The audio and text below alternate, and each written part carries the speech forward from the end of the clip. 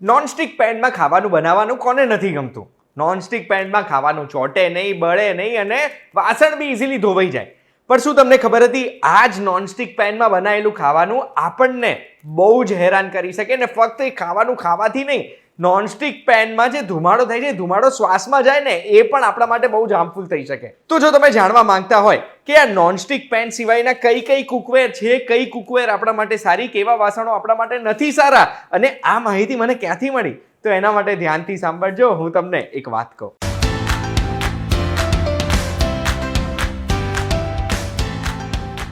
એક વાત કહું, આપનું સ્વાગત છે. મારું નામ છે ગુંજ ઠક્કર. ICMR એટલે Indian council of medical research A NIN એટલે નેશનલ ઇન્સ્ટિટ્યૂટ ઓફ ન્યુટ્રિશન સાથે મળીને એક ગાઈડલાઈન બહાર પાડી છે. આ ગાઈડલાઈનમાં આપણી ખાવા માટેની લઈને બધી હેબિટ્સ માટે એમણે ઘણી બધી રિસર્ચ કરીને આપણા સુધી પહોંચાડી છે, જેમાં ચાને લઈને દરેક પ્રશ્નનો જવાબ મેં એક વાત કહું આપી દીધો છે, જે વિડીયોની લિંક ડિસ્ક્રિપ્શનમાં મૂકી છે. આજે આપણે વાત કરવાના છે અલગ અલગ વાસણોની, કયા વાસણ સારા, કયા વાસણ સારા નહીં. તો એમાં સૌથી પહેલા સૌથી સારા વાસણની વાત કરીએ ને તો આ ગાઈડલાઈનમાં લખ્યું છે સૌથી સારા વાસણો માટીના વાસણો. માટીના વાસણો વર્ષોથી આપણા પૂર્વજો વાપરી રહ્યા છે અને આ સેફેસ્ટ વાસણો કહેવાય, કારણ કે આમાં ઓઇલ બી ઓછું વપરાય, હીટ પણ પ્રોપર રિટેન થાય અને કોઈ પણ કેમિકલ આપણા શરીરમાં જતું જ નથી. એના સિવાય આપણા ભોજનની બધી જ ન્યુટ્રિશનલ વેલ્યુ આની અંદર સ્ટોર્ડ રહે છે. એના પછી વાત કરીએ સ્ટેનલેસ સ્ટીલના વાસણોની. સ્ટેનલેસ સ્ટીલના વાસણો પણ કુકિંગ માટે સેફ છે આ રિપોર્ટ પ્રમાણે, કારણ કે એસિડિક ફૂડ હોય કે એલ્કેલાઇન ફૂડ હોય એ કોઈ રિએક્શન થતું જ નથી ફૂડ સાથે અને ફૂડ કન્ઝમ્પશન સેફ રહે છે આપણા માટે. ત્રીજા નંબર ઉપર કોપર, એલ્યુમિનિયમ, લોખંડના વાસણો, આયર્નના અને બ્રાસના વાસણોની વાત કરીએ તો આ પૂરેપૂરા સેફ નથી હોતા. આ ગાઈડલાઈન એવું કહે છે કે આપણે જ્યારે આ વાસણોમાં આપણું જમવાનું બનાવીએ ને તો થોડીક માત્રામાં એલ્યુમિનિયમ, બ્રાસ, કોપર, લોખંડ એ આપણા ખાવામાં લીક થાય છે. એમ તો આપણે ચિંતા કરવાની જરૂરત નથી જ્યારે લીક થાય ત્યારે, નોર્મલ માત્રામાં. પણ જ્યારે કોઈ એસિડિક વસ્તુ આપણે એમાં બનાવીએ છીએ, જેમ કે ચટણી બનાવી છે, કોઈ અથાણું બનાવ્યું છે કે પછી સંભાર, દાળ અને જે લાંબા સમય માટે આપણે સ્ટોર કરી રાખીએ છીએ આવા વાસણોમાં, ત્યારે એ આપણા માટે કન્ઝ્યુમ કરવું હાનિકારક થઈ જાય છે.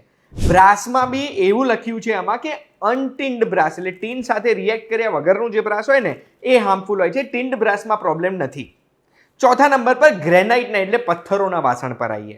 પથ્થરોના વાસણોનું ચલણ વધ્યું છે હમણાં અને લોકોએ પથ્થરોના વાસણો યુઝ કરે છે અને એમાં ખાવાનું બનાવવું એમ તો સેફ છે, હીટ પણ રિટેન થાય છે, ન્યુટ્રિશનલ વેલ્યુ પણ રિટેન થાય છે, પણ એ પથ્થરોના વાસણને નોનસ્ટિક બનાવવા માટે એમાં કોટિંગ કરવામાં આવે છે. PFOA, PFOS, PTSE જેવા કેમિકલ યુઝ કરવામાં આવે છે, જેને ટેફલોન બી કહેવાય છે, ટેફલોન કોટિંગ. અને આ કોટિંગ જ્યારે બહુ જ માત્રામાં ગરમ થઈ જાય ને ત્યારે એ કોટિંગ આપણા ફૂડમાં લીક થાય અને એ ફૂડ આપણને બીમાર કરી શકે છે. અને એટલે જ ગ્રેનાઇટના વાસણો અગર આપણે યુઝ કરીએ છીએ તો મીડિયમ હીટમાં, એટલે બહુ જ ગરમ નહીં કરી દેવાના એ વાસણો, મીડિયમ હીટમાં વાપરવાનું, જેનાથી એ કોટિંગ ઓગળે નહીં. હવે આઈએ સૌથી ઇમ્પોર્ટન્ટ, જેની મેં પહેલાં વાત કરી હતી, નોનસ્ટિક કુકવેરની. નોનસ્ટિક કુકવેરને નોનસ્ટિક બનાવવા માટે PTSE એટલે ટેફલોનની લેયરનો જો પ્રયોગ કરવામાં આવ્યો છે ને તો એ કુકવેરને આપણે 170 ડિગ્રીથી ઉપર નહીં જવા દેવાનું. 170 ડિગ્રીની ઉપર જે ફ્યુમ્સ, જે ધુમાડા નીકળે છે એમાંથી, એ આપણા શ્વાસમાં પણ આપણને હેરાન કરી શકે અને એમાં બનેલું ખાવાનું પણ આપણી હેલ્થ બગાડી શકે. અને આ ગાઈડલાઈનમાં લખ્યું છે કે નોનસ્ટિક કુકવેર ત્યારે 170 ડિગ્રીની ઉપર જાય છે જ્યારે એ પેનને ગેસની ઉપર ખાલી પેન મૂકી રાખેલું હોય છે ગરમ કરવા માટે. એવું પણ કીધું છે કે આના કુકિંગ ઇન્સ્ટ્રક્શન્સ જે પેન ઉપર લખેલા હોય પ્રોપર ફોલો કરવાના, અને જો એમાંથી આપણને કોઈ પણ વસ્તુ ઉખડતી દેખાય ને તો તરત એને ફેંકી દેવાનું, એને પછી યુઝ નહીં કરવાના નોનસ્ટિક પેનને. હવે સવાલ એ આવે છે કે વાસણો તો પતી ગયા, પણ આ ICMR વળી છે શું કે આપણને આવી ગાઈડલાઇન્સ આપી શકે? તો ICMR એટલે Indian council of medical research, biomedical રિસર્ચમાં આપણા દેશની એપેક્સ બોડી છે. કોઈ બી રોગ હોય કે પછી બીજી કોઈ પણ મેડિકલ રિસર્ચ કરવાની હોય ને એ ICMR આપણા દેશમાં જે કે ફાઇનલ માની લેવાનું. આ જે રિસર્ચ ફેસિલિટી છે ને એ દુનિયાભરમાં જૂનામાં જૂનીમાંથી એક છે. અને ICMR જે આ ગાઈડલાઇન્સ આપી છે, આ ગાઈડલાઇનમાં તો મેં હજુ ચા અને વાસણોની વાત કરી છે, બીજી પણ ઘણી બધી વાત કરવાની બાકી છે. એટલે એક વાત કહું, રેગ્યુલરલી જોજો ને એક પણ એપિસોડ મિસ ના કરવો હોય તો ડિસ્ક્રિપ્શનમાં એક લિંક મૂકી છે. એક વાત કહું ના, વોટ્સએપ ગ્રુપની, એ લિંક ઉપર ક્લિક કરીને ગ્રુપ જોઈન કરી દેજો. રોજે તમને લિંક મળી જશે નવા એપિસોડની. આ વિડીયોની માહિતી ગમી હોય તો બસ આવી જ માહિતી માટે એક વાત કહું, જોતા રહેજો. આપણે ફરી મળીશું.